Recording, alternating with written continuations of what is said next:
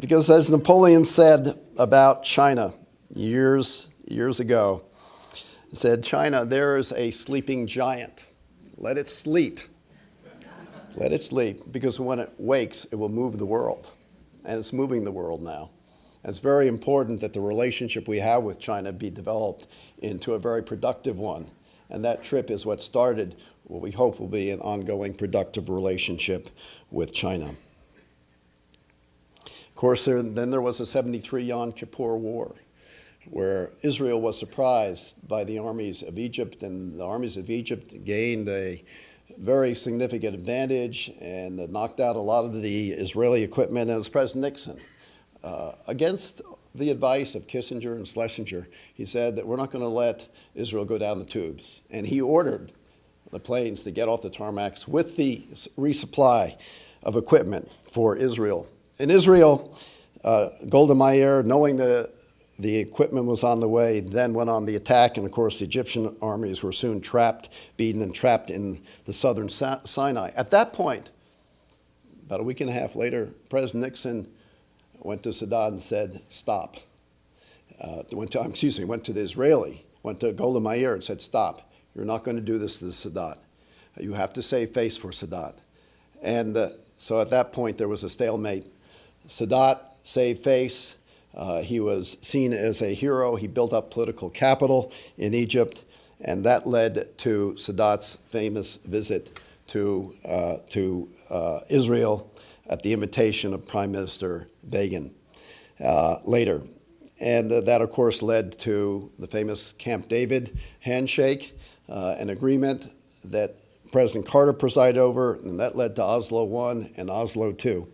So in that short period of time, decisions made by President Nixon as President of the United States in managing the relationship with Israel and with Egypt had consequences that went far beyond his administration. And of course, in Vietnam, his bringing about peace with honor in Vietnam was one of the major accomplishments of his administration, and he ended the draft in the process. There are others, the India-Pakistan war, where he saved Pakistan from being dismembered by India, and other accomplishments. But there are also mistakes. And in his later years, President Nixon told me about the mistakes. The two mistakes that he felt were the biggest mistakes of his administration from a policy point of view. On the domestic side, wage price controls. Now, granted, there was an economic theory at the time that you could implement wage price controls quickly and break inflation psychology, and Congress had given to him, dared him, in fact, to use wage price controls. The Democratic Congress wanted to campaign in '72 against him. Inflation is roaring because President Nixon wouldn't use the powers that we gave him. Well, President Nixon did use it, and it was a mistake. It was both a policy mistake, and it was a huge political mistake that resulted in the deep '74 recession that hurt him terribly politically at the same time that he had a scandal going on. In the foreign policy, he regretted that he had not mined Haiphong Harbor and bombed North Vietnam the way he did in 1972 earlier. He thought he could have brought about an end to the Vietnam War earlier if he had been more aggressive in doing that. On that score, I reminded him that I doubt he could have been able to pull off his trip to China under those circumstances, but yet he still felt that that was his biggest mistake in the foreign policy side. As for his successor, President Ford, he had to deal with the huge losses in the '74 elections, overwhelmingly Democratic Congress that had been energized by Watergate. And of course, what were they doing? They wanted big spending programs. And it was very defensive on President Ford's part, but he succeeded in keeping most of those big spending programs from not happening, not just through wielding his veto threat, but also because of his relationships and knowledge, deep knowledge of Congress. And of course, the Mayaguez incident, in which, rather than getting into the details of it, the bottom line was President Ford made the statement, America, as a result of the Vietnam War and what happened there, is not a pitiless, helpless giant. America will still act to protect its interests and to protect its soldiers and to protect its citizens. And that was a very important statement to be made after the Vietnam War. Where did I fit into all this? At the very start, going way back, my interests were very singular, very simple. One word, Trisha. Trisha. And just a little story, several years ago, I was out at the Bohemian Grove there in encampment. You kind of walk around, you run into a lot of different people. And I had a little group with me, and walking to camp, there was Jerry Brown. He was the Attorney General of California at the time. I was looking at Jerry Brown. He was looking at me and said, hello. I guess he was thinking of something to say. He said, you know, my father, Pat Brown, beat your father-in-law to be governor of California. And I looked back at him and said, yes, I'm glad he did. And then everyone kind of gasped, because if he hadn't beaten him, I wouldn't have met Trisha, because I would have stayed in California. And after that loss, Mr. Nixon got called by his friends in New York, Elmer Bobst and Don Kendall and others who ran companies in the New York area, and said, Dick, you're going to die on the vine out there in California. Come here in New York. You'll be senior partner in our law firm, and you can be a lawyer here, and we'll see what happens from there. And Mr. Nixon did come back, and Trisha went to high school, senior in high school, to my sister's high school, and I met her there in the context of a class dance, and 8 years later, in 1971, we were married. And Mr. Nixon was a lawyer at the time. He argued major cases, Time v. Hill, before the Supreme Court. But he also steadily, step by step, built up in his inimitable determination, built up his political and also his intellectual capital. He went out and campaigned hard for Goldwater after Goldwater became the Republican nominee at the '64 convention. Others didn't do that. Governor Rockefeller sat on his hands. In '66, he went out and did extensive campaigning for Republican congressional candidates all across the country. And that election, Republicans recouped 47 seats, and he got credit for that. But more important, in his domestic travels and his foreign travels, outside of the Washington, D.C. bubble, he encountered the American people and foreign leaders. And he got a sense of the movements that were then moving America, the ones that I just discussed, and sorted out in his mind what should be done, what was a valid grievance and what was not. And abroad in the foreign trips to Europe, to Asia, and to the Mideast, he met old friends like Konrad Adenauer and Charles de Gaulle, who was then president in France, and who incidentally believed that Mr. Nixon would come back to be president of the United States. And in those serious discussions, he saw a different view about China and other foreign policy issues, and developed what he thought America should do and what the president of the United States, next president, should do. For me, again, my interest was Trisha. But during this process, I had glimpses of a great man preparing for a great job. In February of 1968, of course, there was the New Hampshire primary was coming up. Governor Rockefeller tried to smoke out Mr. Nixon on what his plan was to bring about peace in Vietnam and in the world. And so he put out, Nixon's got a secret plan, he won't tell us about it. So there I was in Mr. Nixon's library. He came back from a hard day of campaigning. I was waiting for Trisha to change, and we were there, and I was thinking, well, I'm almost a member of the family. Mr. Nixon, what's your plan? Well, it was very straightforward. I'm going to go to Peking, I'm going to go to Moscow, and that's how we're going to bring peace in Vietnam and in the world. Just think of that. Just think of that. Here as a senior in college at that time, I didn't tell anyone. It was supposed to be secret. He didn't tell anyone, but he had a plan, and he knew what he was going to do. He had built up that intellectual capital of what he would do if he had the opportunity as President of the United States to do it. And then, of course, there was the '68 convention. I learned a lesson about the ad hoc nature of politics there. I was sitting next to Mr. Nixon just after Agnew had been announced as his vice presidential candidate. And he turned to me and said, Eddie, what do you think about Mr. Agnew? He's asking, my reaction. He's asking me. And so I said what I thought was clear evaluation of Mr. Agnew. Agnew had a very dignified presence about himself. And I blurted out, well, sir, he has presence. And good enough. Mr. Nixon then changed, and he had to go out to the convention hall. He went out of the hotel, and of course a press gaggle gathered around him. Well, Mr. Nixon, what do you think about your vice presidential candidate? Well, he's got presence. Whoa. Gotta watch what you say. Well, he barely won at the convention. People don't understand how close it was.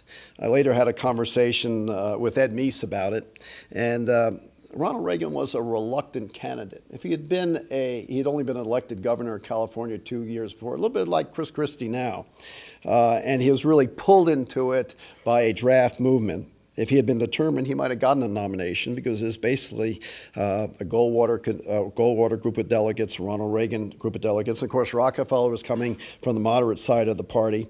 But he did get the nomination. The New Jersey delegation broke apart. And at that point, he won the nomination. The party united behind him. It was a very tough election right at the end. Lyndon Johnson ordered a bombing halt. And I remember 3 a.m. in the morning, after Election Day, it was still up in the air. Walter Cronkite was on TV. This is extraordinary. The electoral votes, the vote in Illinois has not yet been announced. Shades of 1960 happening all over again. Well, Mr. Nixon came in and said, don't worry about it. We're withholding our downstate votes. So Mayor Daley won't know how many votes he needs from the graveyard in order to win. And Mayor Daley at 3 a.m. in the morning finally threw in the towel, and Richard Nixon was then elected next president of the United States. So then the White House days. What was it like, 1600 Pennsylvania Avenue? Well, maybe I'll let Prince Charles describe the White House the best. He came for a visit, as you know, and with all the ruffles and flourish of a visit from, he was not, of course, the head of state, but he was potentially the next head of state, and he came, and the Army band was playing, and the motorcade came up on the south portico, and the family was waiting for Prince Charles there, and he got out of his car and came up to the family, looked at the White House, thinking of something to say, and he said, "My, what a nice little house." And it is a nice little house. It is a little house. It's the president's house. And the president, as opposed to the British system, where they have a head of government, prime minister, who works out of a townhouse, 10 Downing Street. There's a lot of connecting townhouses, but it's right there on a street. And then you've got the head of government, the Queen. The head of state, the Queen, and she lives in Buckingham Palace. Well, the President of the United States is both the head of government and the head of state, and yet he lives in the President's house, which is really a modest house. But it's a little house that has a lot of history, whether it's the Lincoln bedroom with all the ghosts are supposed to be there, or whether it's the bedroom where Churchill stayed for months when he was in the United States during World War II, working with us as an ally to defeat Hitler. As for me, well, I found a very nice place to work up in the solarium. After I graduated from law school in 1972, I had to pass the bar exam. And let me tell you, failure was not an option. So I parked myself up in that solarium, and for 8 weeks straight, because Harvard Law School does not prepare you to pass bar exams, I worked steadily around the clock. It was a wonderful place to work. I could have books all around, no one disturbed me, and it worked out very well for me. But the White House is more than just a little house. In the American mind, it's a big concept. And along with it goes Camp David. Camp David that President Carter, in his desire to sort of personalize the presidency, he sold off the presidential yachts. He wanted to get rid of Camp David. Mr. Nixon called him and said, "Mr. President, you really don't want to do that." And finally, reason prevailed. Of course, Camp David remained as part of the White House complex. And what is President Carter known for? The Accords of Camp David. A president of the United States needs places like that, where he can work out those things in a different kind of setting than a conference room. Of course, we had the Western White House in San Clemente. President shouldn't just be in Washington, D.C. He needs to be all around the country. And for Mr. Nixon from Southern California, we had the Western White House, and then there was the Florida White House in Key Biscayne. So what is the White House really?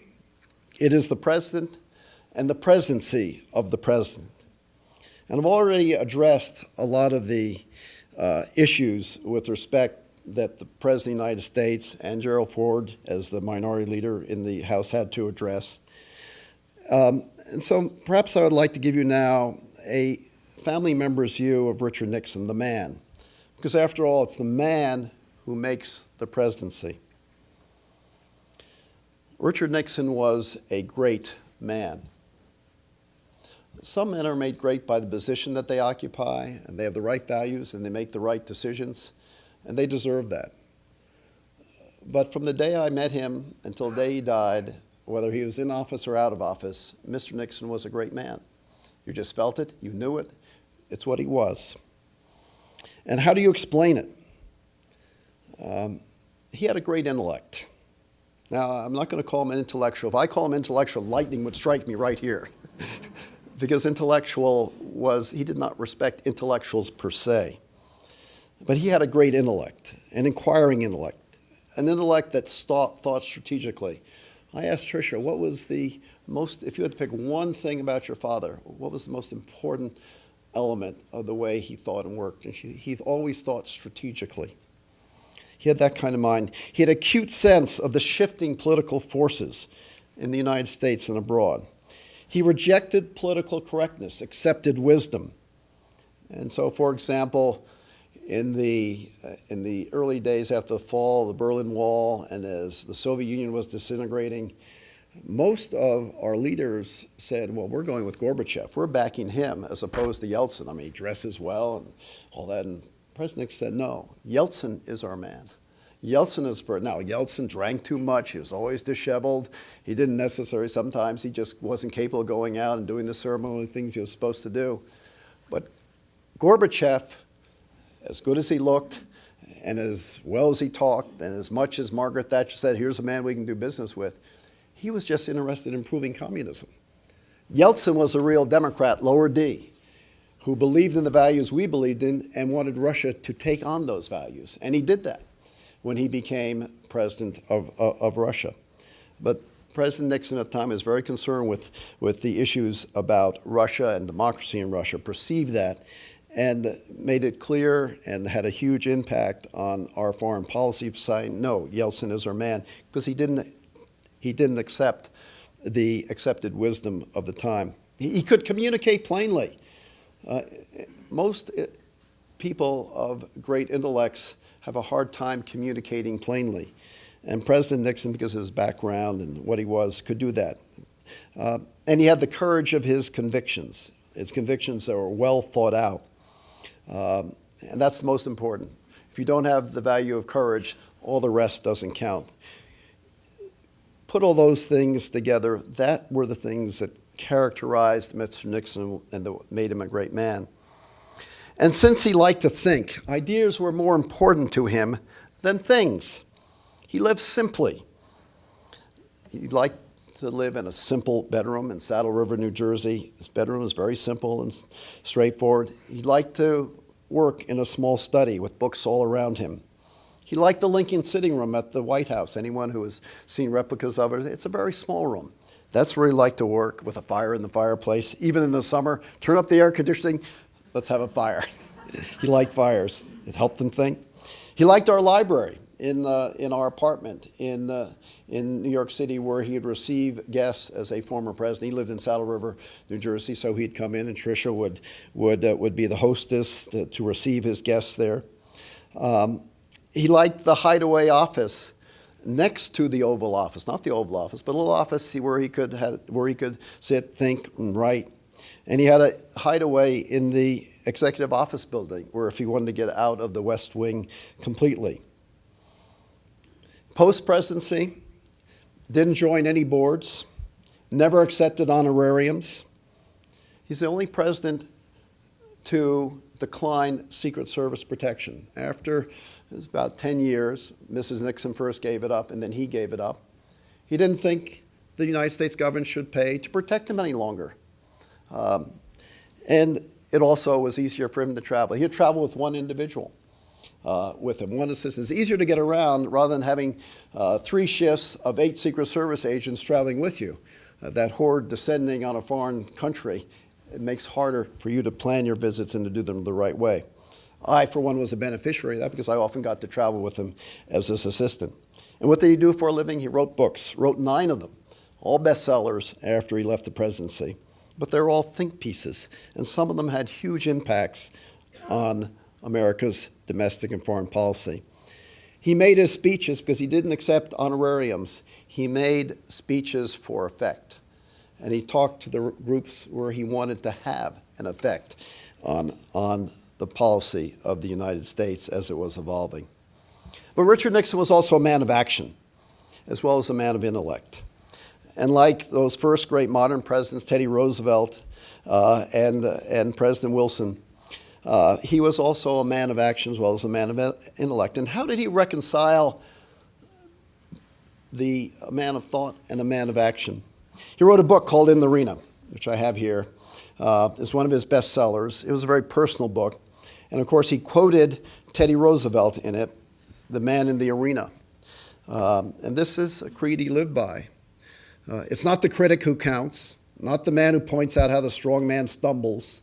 The credit belongs to the man who's actually in the arena, whose face is marred by dust and sweat and blood, who strives valiantly, who errs and comes short again and again, because there is not effort without error and shortcoming, who spends himself in a worthy cause, who at the best knows in the end the triumphs of high achievement, who at the worst, if he fails, at least fails while daring greatly.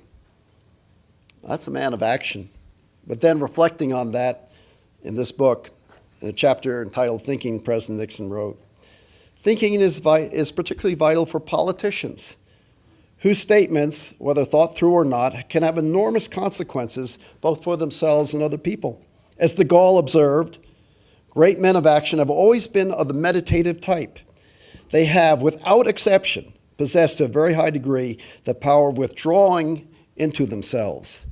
Too often politics, this is President Nixon writing again, too often politics, the man of thought cannot act, and the man of action does not think. The ideal is one such as Woodrow Wilson, who was a creative thinker and when still at his best, a decisive man of action. Then he quotes a philosopher because he read books on philosophy. Act as men of thought, think as men of action. And he concluded, and this says a lot about him, and he concluded, there is no greater exhilaration than the sense of accomplishment you feel after making a decision based on careful, intense thought. In the end, thinking provides the inner peace and serenity necessary for decisive and effective action.